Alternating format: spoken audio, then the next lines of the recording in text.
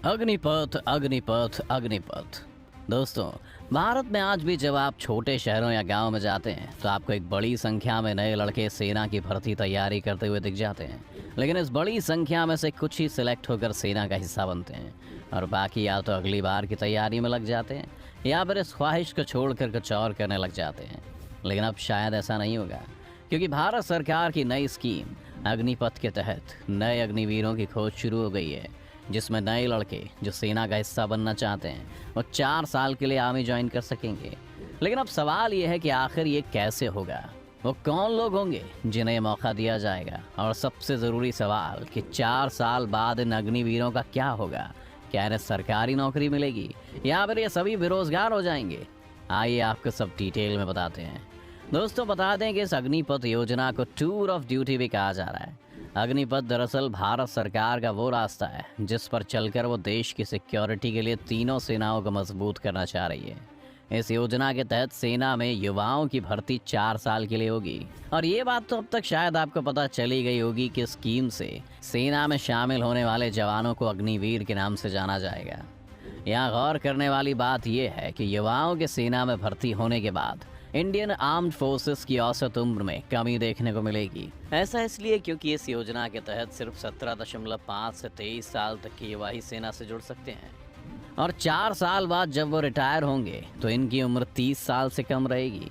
इसका फ़ायदा ये होगा कि देश में सेना में एक नया जोश देश की रक्षा के लिए खड़ा रहेगा।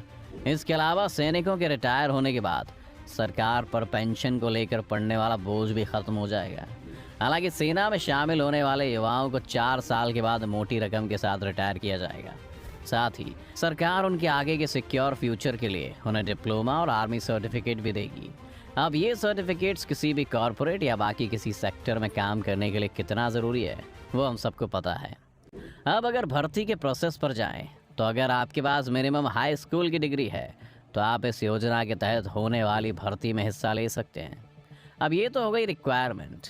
इसके बाद 3 सेनाओं में पहले चरण में 45,000 अग्निवीरों की भर्ती के लिए रैली करवाई जाएगी, जिसमें सेलेक्ट होने वाले युवा आगे की चयन प्रक्रिया से गुजरेंगे, जो कि उसी तरह होगी जैसे कि आर्मी की नॉर्मल भर्तियों में होता है।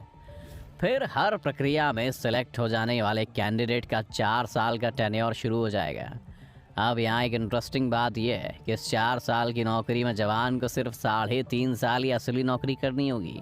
बाकी के 6 महीने में ट्रेनिंग का पूरा प्रोसेस होगा, जिसमें सरकार अपने खर्चे पर कैंडिडेट को इस लायक बनाती है कि वो देश और उसकी सिक्योरिटी के लिए किसी भी तरह के सिचुएशन में सीना तान के खड़ा रहे। 6 महीने की इस ट्रेनिंग के बाद बाकी के 3.5 सालों के लिए जवान अपनी अलग ही रैंकिंग यानी कि अग्निवीर के नाम के साथ अलग अलग रेजिमेंट का हिस्सा बन जाएंगे। यहाँ इस स्कीम की एक और इंटरेस्टिंग बात आपको बताएं कि इस योजना के तहत सरकार ने अंग्रेज़ों के बनाए आर्मी रूल जो अभी तक फॉलो किए जा रहे थे उसमें भी बड़ा बदलाव किया है। बदलाव ये है कि अग्निवीर भारत के किसी भी रेजिमेंट का हिस्सा बन सकते हैं, बिना इस बात की चिंता किए कि उनका बैकग्राउंड उस रेजिमेंट के बैकग्राउंड से मैच होगा या नहीं, जिसे हम जातिगत व्यवस्था कहते रहे हैं। बता दें कि इस योजना के तहत भर्ती होने वाले युवाओं को कश्मीर और देश के अलग अलग हिस्सों में तैनात किया जाएगा। अब भर्ती तो हो गई, अब आइए जानते हैं इस नौकरी में कितनी सैलरी होगी और रिटायरमेंट के बाद होगा क्या। अग्निपथ योजना के तहत शुरुआती सैलरी 30,000 रुपये होगी, जिसे हर साल बढ़ाया जाएगा।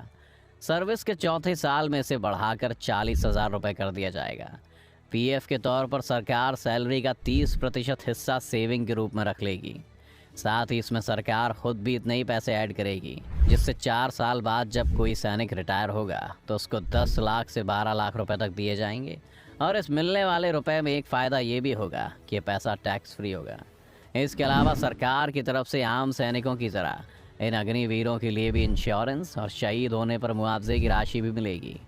लेकिन यहाँ पर एक नेगेटिव पॉइंट यही है कि उनको बाकी के सैनिकों की तरह पेंशन और कैंटीन और मेडिकल सुविधाएं नहीं मिल पाएंगी। इसके साथ ही इस पूरी योजना में जो एक सवाल सबसे इम्पॉर्टेंट है वो ये है कि आखिर 4 साल बाद इन जवानों का क्या होगा। तो सबसे पहले सरकार की बात करें तो उनकी तरफ से एक बात तो साफ है कि भर्ती होने वाले 25% अग्निवीरों को सेना में परमानेंट किया जाएगा, यानी कि वो आगे भी सेना में अपनी सर्विसेज दे पाएंगे। साथ ही जो भी 10वीं पास करके अग्निवीर बनेगा उसे रिटायर होने के साथ ही 12th के बराबर की डिग्री दी जाएगी, जिससे वो आगे की पढ़ाई अगर करना चाहता है तो कर सकता है। और अगर ये जवान 4 साल बाद कोई बिजनेस शुरू करना चाहते हैं तो इन्हें सरकार अपने पास से शुरुआती फंड प्रोवाइड करेगी। सरकार ने यह भी कहा है कि अग्निवीर रिटायरमेंट के बाद सीआरपीएफ या पुलिस की भर्ती देखता है तो उसे ऐसी नौकरियों में प्राथमिकता दी जाएगी। लेकिन इन्हीं मुद्दों पर सबसे ज़्यादा विरोध जताया जा रहा है, क्योंकि पहले सरकार ने स्कीम में अधिकतम उम्र 21 साल तय की थी, लेकिन पिछले 2 सालों से आर्मी की कोई भर्ती नहीं निकलने की वजह से हज़ारों ऐसे जवान भी हैं जो ओवर एज हो गए हैं। ऐसे में जैसे ही विरोध बढ़ा, सरकार को जवानों की दिक्कत समझ आई तो अधिकतम उम्र सीमा को बढ़ाकर 21 साल से 23 साल कर दिया गया। लेकिन अभी तैयारी करने वाले स्टूडेंट्स की प्रॉब्लम पूरी तरह से सॉल्व नहीं हो पाई है।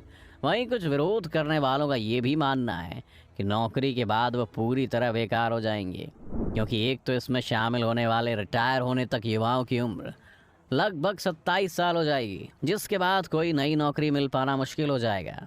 और भारत में बेरोजगारी का क्या हाल है ये तो आप जानते ही हैं। लेकिन सरकार को भी इस विरोध में युवाओं की बात सुननी चाहिए, ताकि जिनके लिए योजना बनाई गई उन्हें इस बात का संतोष हो सके कि उनका भविष्य इस नौकरी से और बेहतर होगा।